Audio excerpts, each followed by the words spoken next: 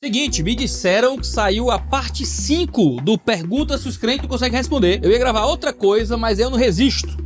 E aí eu não assisti, não vi. E aí eu vou clicar aqui para ver mais uma das perguntas. Disseram que esse aqui tá matador. Disseram que, Iago, parte 5 eu quero ver. Seu caba, quero ver. Então, opa, vamos lá. Se agora chegou o grande desafio, se agora é o boss. Não tem quando você vai jogar o joguinho de videogame e tem o chefão? Então agora é o chefão. Vamos ver. Pelo menos foi como chegou a mim, né? Aqui o vídeo do Cabeludinho, que faz as perguntas. O cabelo do cabo tá cada dia mais bonito, viu?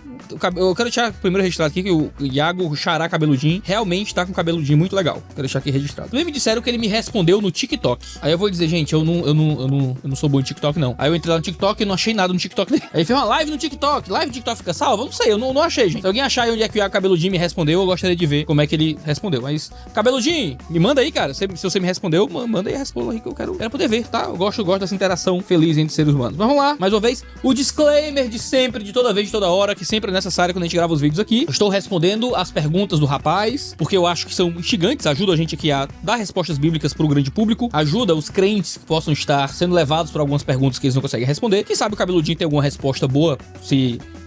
Tem mosca na América, olha só. Quem sabe ele tem alguma... Sei lá, tem realmente dúvidas reais e quer ouvir aí uma boa resposta, pode ser útil pra ele, mas a ideia é trazer um conteúdo educacional. Você aí que quer dar rage, xingar, brigar, humilhar, você não faz isso em meu nome, não faça isso, é feio. Bom, não é legal, não é bacana. Lembrando, antes da gente entrar aqui direto nas respostas, que este é um canal de teologia que é patrocinado pela Growth Suplementos. Você sabia que a empresa marombeira Growth Suplementos patrocina esse canal? Eu sou um marombeiro? Eu sou só um crente que vai pra academia tentando cuidar do próprio corpo, mas que tenta motivar aqui os outros crentes a cuidarem do próprio corpo também. Então você, por favor, cuide-se. Cuide de você mesmo. Cuide do seu corpo. E você pode fazer isso também por meio da suplementação do pessoal da Growth Suplementos. Tem whey protein, tem barra de proteína, tem roupa de treino, tem até molho zero pra você colocar na sua... Sabia disso? Tem molinho lá zero pra você colocar na sua comida. Tem de tudo no site da Growth. E quando você usa o cupom Jesus, você ganha um descontinho lá modesto, em cima dos vários descontos que a Growth já dá. Se você paga no Pix e tudo mais, no boleto. Cupom Jesus, não vai dar lá um desconto gigante não, tá? Dá um descontinho a mais. Mas é uma forma de você apoiar o nosso canal, pra gente continuar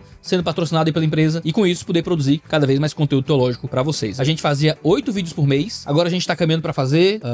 1, 2, 3, 4, 5, 6, 7, 14... 28, 29, estamos caminhando para fazer 30 vídeos por mês, todos os meses. Se você soma esse canal com o canal do Mundo Cópia, que é o nosso segundo canal sobre mídias, literatura, cinema, filmes, cultura pop a partir da cosmovisão cristã. Gente, tá um absurdo a quantidade de produção que a gente tá trazendo aqui na internet. E tudo isso graças aos patrocínios que nós recebemos e logo graças a vocês que chegam junto com um público muito engajado. Eu tava conversando com o pessoal da Growth e o Edu lá, um dos chefes da Growth, disse, cara, o público muito engajado, o pessoal muito engajado. Não é um canal maromba. E a gente tem conseguido vender muito mais produto que muito canal maromba por aí. E isso é graças ao esforço e ao peso de vocês em desejar apoiar a gente, em chegar junto naquilo que a gente divulga. Então só posso agradecer muito o carinho de vocês, pedir para que vocês continuem, vocês divulguem aí o nosso cupom mais pra frente, divulguem o nosso canal e continuem nos apoiando aí na produção de conteúdo na internet. Bom, dito isso, bora lá pro chefão final boss, respondendo as perguntas que os crentes não conseguem responder. Será? Vamos lá pro vídeo final. Perguntas que o crente não consegue responder, parte 5. Se nós merecemos ir para o inferno e pagar um preço eterno, porque Deus é um ser eterno, então uma ofensa a ele deve ser paga com preço eterno? Quando Jesus foi pagar pelos nossos pecados, por que ele não pagou de forma eterna, indo para o inferno sofrer eternamente? Simples, meu querido, porque Jesus também é um ser eterno. Essa é a grande questão. A grande questão não é nem necessariamente a eternidade de Deus, é o valor infinito de Deus. Aqui a impressão que me dá, bom, não sei se é verdade, mas a impressão que me dá é que o Cabeludinho já tá meio que respondendo algumas das minhas respostas aqui. Será, Cabeludinho? Você tá roubando, Cabeludinho? Are you cheating? Are you cheating, Cabeludinho? Não pode roubar. Não pode roubar, você não pode fazer perguntas baseadas nas respostas que eu já dei, porque aí parece, não é, que não, vamos ver, senão cheating, Cabeludinho cheating. Não seja safado, seja enganador. Mas vamos lá, qual é a grande questão? Qual é o argumento aqui? O argumento que ele pressupõe já é uma resposta cristã, é que a qualidade moral de um ato é determinada em parte pela qualidade moral daquele que recebe o ato. Se a qualidade moral de Deus é infinita,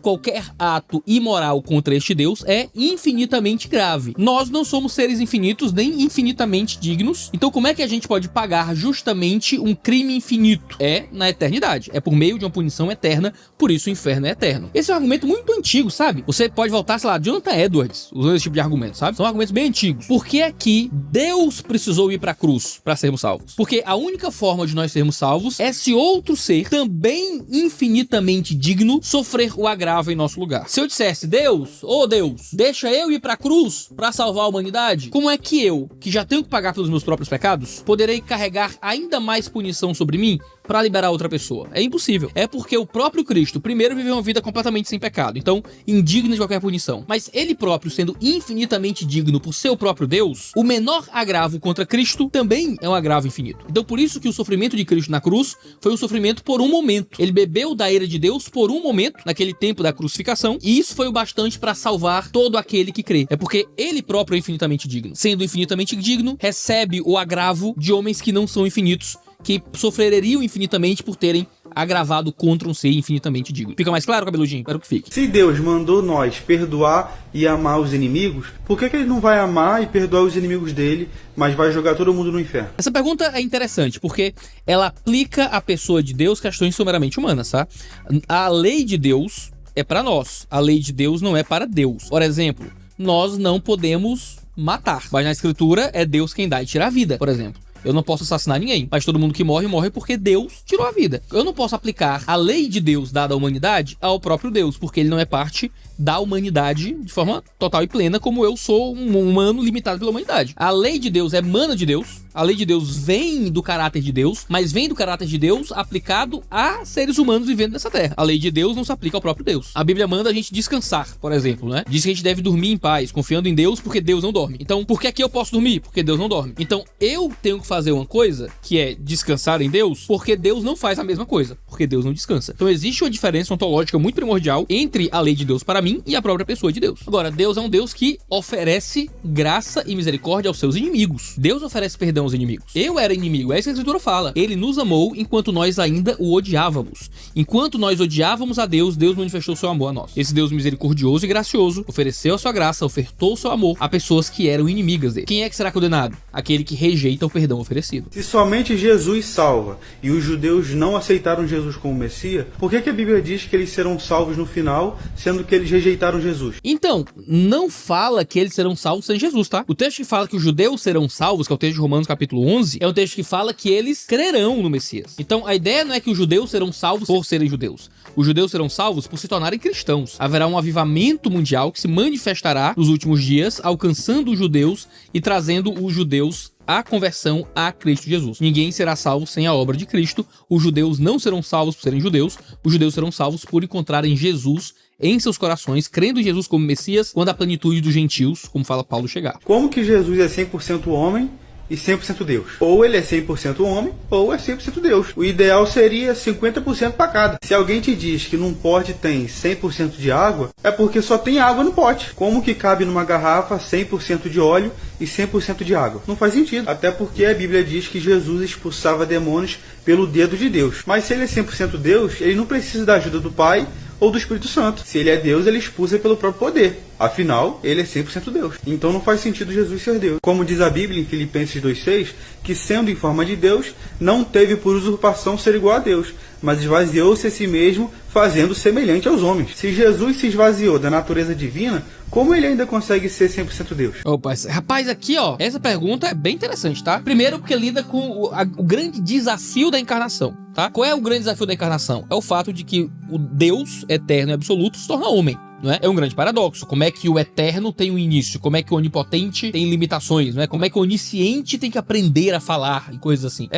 A encarnação é uma coisa maravilhosa. O que nós entendemos é que Jesus tinha duas naturezas, certo? Duas naturezas, a natureza humana e a natureza divina. Essas duas naturezas, elas não se misturavam como uma natureza só, mas elas não se separam. Você não tem como dizer onde é que começa e termina uma das naturezas. É muito difícil fazer isso, mas elas são naturezas diferentes, tá? Por que a gente diz que Jesus é 100% homem e 100% Deus? Porque Jesus não era metade homem. Jesus não era meio homem. Jesus era homem completamente. Tudo aquilo que era natural do ser humano, com exceção do pecado, Jesus tinha nele. E Jesus era plenamente Deus. Ele não era metade Deus. Ele ainda era totalmente Deus. Fala, Iago, mas 100% com 100% dá 200%. Sim, porque Jesus tinha duas naturezas, não uma só. Pensa que Jesus não é um pote, tá? Jesus não é um pote, Jesus não é uma garrafa. Jesus não tinha uma limitação de quanto homem, quanto Deus ele poderia ser. O problema de dizer que ele era metade homem e metade Deus é porque isso dá a ideia de que na completude de Jesus existia alguma parte que era humana e não era divina, ou alguma parte que era divina e não era humana, e a gente não faz esse tipo de divisão na pessoa de Jesus. Se ele fosse um pote limitado fisicamente às naturezas, beleza, tinha que ser metade um, metade outro. Mas uma vez que a gente tá falando de questões também imateriais, há uma sobreposição aqui, né, da pessoa de Deus, que não pode ser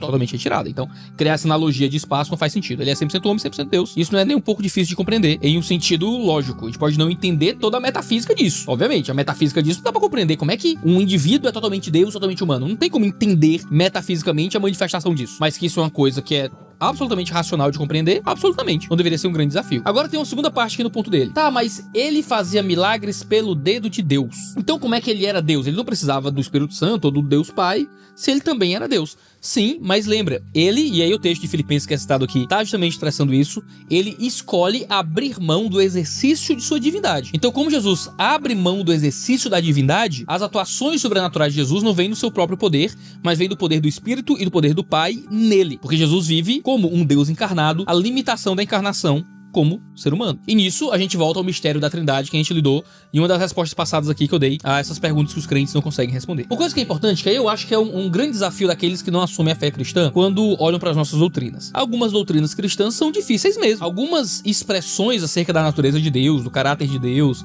da natureza da encarnação, são questões que soam realmente complexas. E tem que soar complexo, porque se a pessoa de Deus fosse uma coisa extremamente simples, completamente criável pela mente humana, desenvolvível pela mente humana, a natureza de Deus seria uma coisa muito simples de, sabe, coisa meio pueril. Mas a gente tá falando do Criador do Universo, a gente tá falando do Senhor de todas as coisas. É normal que haja um aspecto de complexidade nessa divindade que se expressa a nós. Porque uma vez que ele é o Criador e nós somos a criatura, ele é um ser mais poderoso, mais criativo, certamente dotado de mais complexidades do que nós. Então é normal nós olharmos pra Deus, pra sua natureza, pro aspecto trinitário, para esse relacionamento entre o Pai, o Filho e o Espírito Santo, como três autoconsciências que são um único Deus, como uma coisa naturalmente mais complexa. Agora, a complexidade da natureza metafísica de Deus, em nenhum momento significa que Deus é uma doutrina ou uma ideia ou uma coisa inexistente, errada, falsa. Pelo contrário, as complexidades que envolvem Deus aumenta a probabilidade de Deus ser uma figura real do que ser uma figura inventada. Nenhuma figura inventada poderia se manifestar tão complexamente.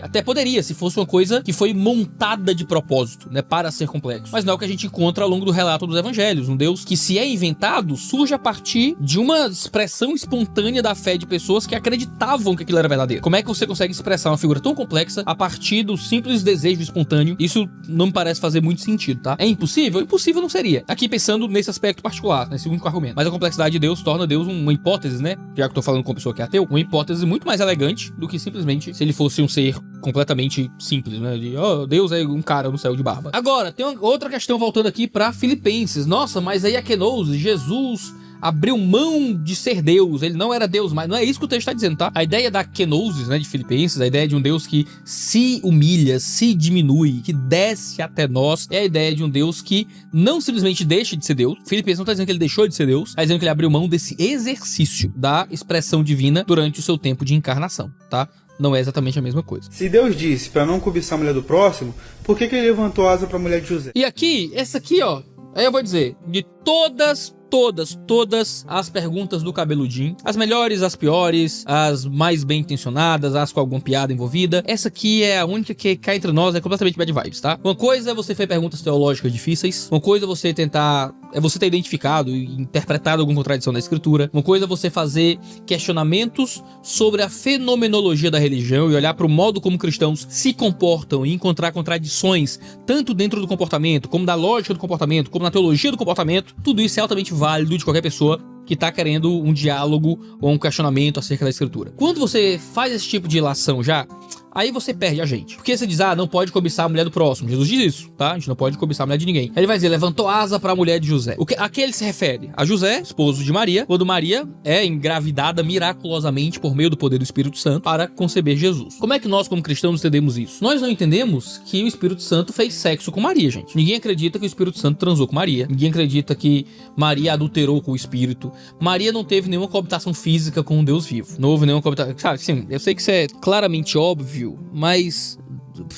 internet, né, gente? Deixa eu expressar o óbvio. Boa parte do meu trabalho aqui é explicar o óbvio, tá? Só pra você tá acostumado. Isso nunca aconteceu. Maria, quando se encontra grávida do Espírito, o texto não diz que isso aconteceu por meio de algum tipo de relação sexual, espiritual, nada disso. Ela simplesmente engravidou, ponto. Ela não estava grávida, então estava grávida por meio do poder de Deus sendo estabelecido ali no ventre de Maria. Quando você relaciona isso com algum tipo de intimidade carnal, com algum tipo de cobiça física, com algum tipo de paralelismo, com algum tipo de comportamento libidinoso humano, isso deixa de ser uma pergunta séria. Isso deixa de ser um tipo de interação séria com aqueles que podem te dar alguma boa resposta, ou o que é que seja. Vira nem mais provocação, tá? Fica só ofensivo. É só feio. É só feio falar esse tipo de coisa acerca da revelação divina, tá bom? Então, cabeludinho, você perde o ambiente de um diálogo decente aí, tá? Porque aí fica só uma tentativa de ofender os cristãos, de humilhar os cristãos, o que é que seja. Agora, sim, isso não é novidade, né? A gente tem pessoas fazendo esse tipo de ilação contra o Deus vivo há muito tempo.